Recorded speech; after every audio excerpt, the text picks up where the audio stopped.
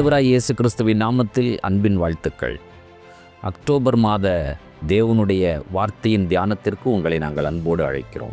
தினம் ஒரு எபிரேய வார்த்தை. உம்மை உறுதியாய் பற்றி கொண்ட மனதை உடையவன் உம்மையே நம்பியிருக்கிறபடியினால் நீர் அவனை பூரண சமாதானத்தோடு காத்துக்கொள்வீர். யாருடைய மனம் தேவனுடைய வார்த்தையினால் தாங்கப்படுகிறதோ அவர்களுக்கு ஆண்டவர் பூரண சமாதானம். எபிரேய வார்த்தை என்ன சொல்லுகிறது? ஷலோம். பூரண சமாதானம் எவ்வாறு சொல்லப்பட்டிருக்கிறது? Shalom shalom. வாருங்கள், இப்படிப்பட்ட அற்புதமான வார்த்தைகளை அக்டோபர் மாதம் முழுவதும் தியானிக்க உங்களை நாங்கள் அன்போடு அழைக்கிறோம். இன்றைக்கான எபிரேய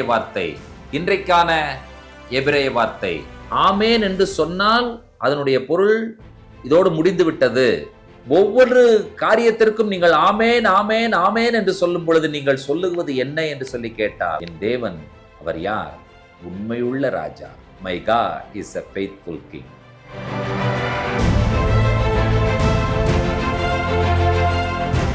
ஆண்டவராய் இயேசு கிறிஸ்துவின் நாமத்தில் அன்பின் வாழ்த்துக்கள். தொடர்ந்து வந்த எபிரேய வார்த்தைகள் உங்களுடைய வாழ்க்கைக்கு அந்த வசனங்களின் மூலமாக ஆசீர்வதிக்கப்பட்டிருப்பீர்கள் என்று சொல்லி நாங்கள் நம்புகிறோம். இன்றைக்கான எபிரேய வார்த்தை அலஃப் மீம் நூன் சோஃபித், ஆமேன் என்பதாகும். இந்த வார்த்தையை தெரியாதவர்களே இல்லை. இன்னும் சொல்ல போனால் கிறிஸ்தவர்களிலே இந்த வார்த்தையை உச்சரிக்காதவர்களும் இருந்திருக்க வாய்ப்பே இல்லை.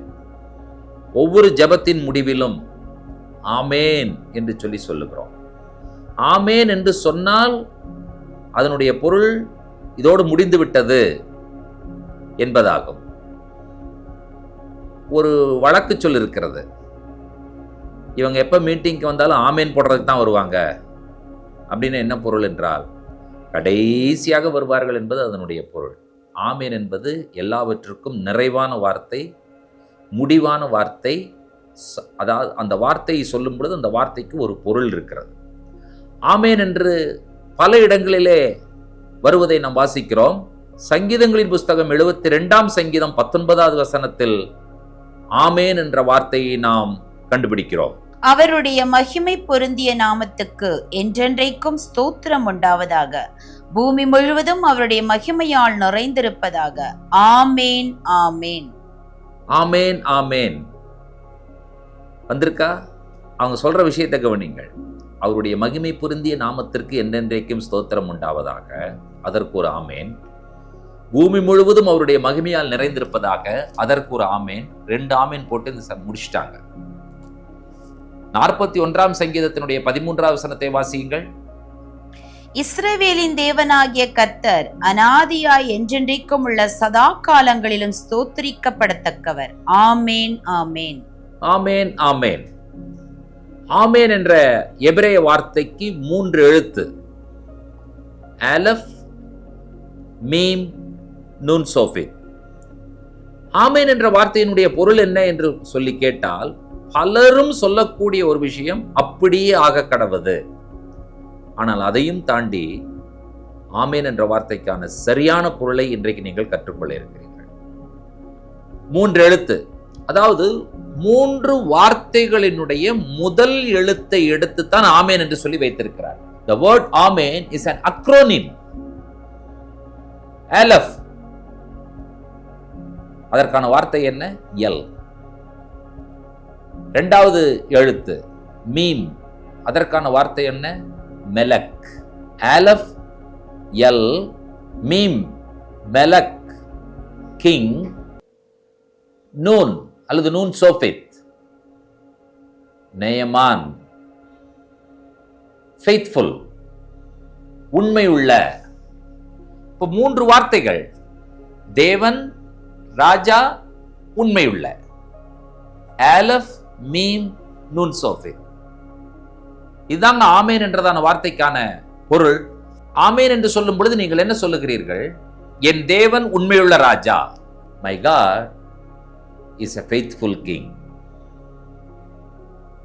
அப்ப நீங்க ஒவ்வொரு முறையும் ஜெபம் பண்ணி முடிக்கும் பொழுது நீங்கள் சொல்ல வருகிற விஷயம் என்னவென்று கேட்டால், எதை சொல்லி முடிக்கிறீர்கள் என்று சொன்னால், என் தேவன் உண்மையுள்ள ராஜா, என் தேவன் உண்மையுள்ள ராஜா. அதுதான் ஆமேன் என்பதனுடைய சரியான பொருள்.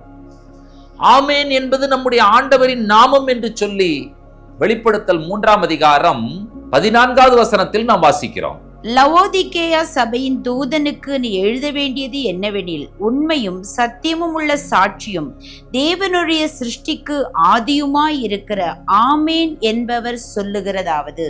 இங்கே நாம் என்ன கண்டுபிடிக்கிறோம் என்று சொன்னால், ஆமேன் என்பது ஒருவருடைய பெயர் என்பதை நாம் இங்கே கண்டுபிடிக்கிறோம். ஆமேன் என்பவர் யாருடைய பெயர்? இந்த ஆமேன் நம்முடைய இரட்சகர் ஆண்டவராய் இயேசு கிறிஸ்துவினுடைய பெயர் தான் ஆமேன். ஒவ்வொரு காரியத்திற்கும் நீங்கள் ஆமேன் ஆமேன் ஆமேன் என்று சொல்லும் பொழுது நீங்கள் சொல்லுவது என்ன என்று சொல்லி கேட்டால், என் தேவன் அவர் யார்? உண்மையுள்ள ராஜா. My God is a faithful king. Aleph El Mim Melek Nun Sofet Neyaman. El Melek Neyaman. El God, Melek King, Neyaman faithful. My God is a faithful king. எத்தனை பேர் ஒத்துக்கொள்கிறீர்கள்? ஆகினால ஜெபம் முடிக்கும் பொழுது, ஆராதனை செய்து கொண்டிருக்கும் பொழுது, தேவனுடைய வார்த்தையை கேட்டுக்கொண்டிருக்கும் பொழுது வாயை திறந்து என்ன சொல்லுகிறோம்? ஆமேன் ஆமேன் ஆமேன். என்ன சொல்ல வருகிறோம்? இந்த வார்த்தைகள் எல்லாம் உண்மையானவைகள், சத்தியமானவைகள். என்னுடைய வாழ்க்கையில என்னுடைய தேவனால், ஆண்டவராய் இயேசு கிறிஸ்துவால், ஆமேன் என்பவரால் நிறைவேற்றி வைக்க முடியும் என்பதை நீங்கள் சொல்லுகிறீர்கள். இன்றைக்கு நிச்சயமாக ஆமேன் என்கிறதான வார்த்தையை நீங்கள் ஆழமாக புரிந்து கொண்டிருக்கிறீர்கள் என்று நாங்கள் நிச்சயமாக நம்புகிறோம். ஆமேன் என்பவர், ஆமேன் என்ற நாமத்தை உடையவர், உண்மையுள்ள ராஜா நம் ஒவ்வொருவரையும் நிறைவாய் ஆசீர்வதிப்பாராக. தினம் ஒரு எபிரேய வார்த்தையின் மூலமாக அநேக சத்தியங்களை நீங்கள் புரிந்து கொண்டீர்கள் என்று நாங்கள் நம்புகிறோம்.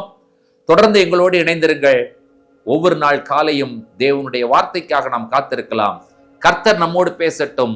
ஒவ்வொரு நாளும் நமக்கு இனிமையானதாகவும் ஆசீர்வாதமானதாகவும் இருக்க கர்த்தர் கிருபை செய்வாராக.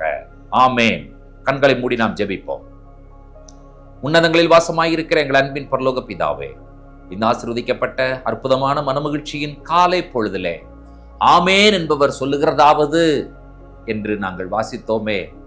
ஆண்டவரே, உம்முடைய நாமம் ஆமேன்.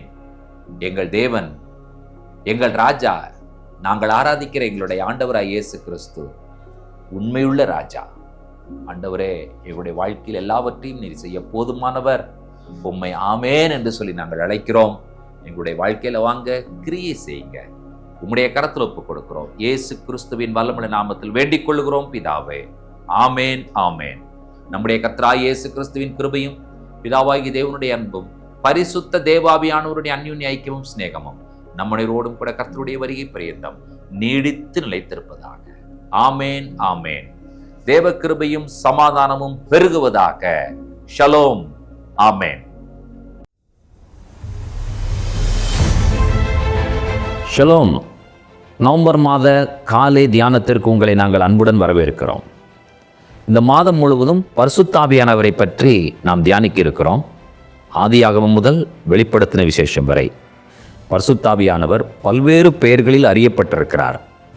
அவரை பெற்றுக்கொள்வதும், அவரை பற்றி அறிந்து கொள்வதும், பரிசுத்தாவியானவரை அப்பியாசப்படுத்துவதும் நம்முடைய வாழ்க்கையில் மிக மிக அத்தியாவசியமான காரியங்களில் ஒன்றாய் காணப்படுகிறது. வாருங்கள், பரிசுத்தாவியானவருடைய நிறைவை பெற்று அவருக்குள் நாம் நிலைத்து வாழ கர்த்தர் நமக்கு உதவி செய்வாராக. ஷலோம்.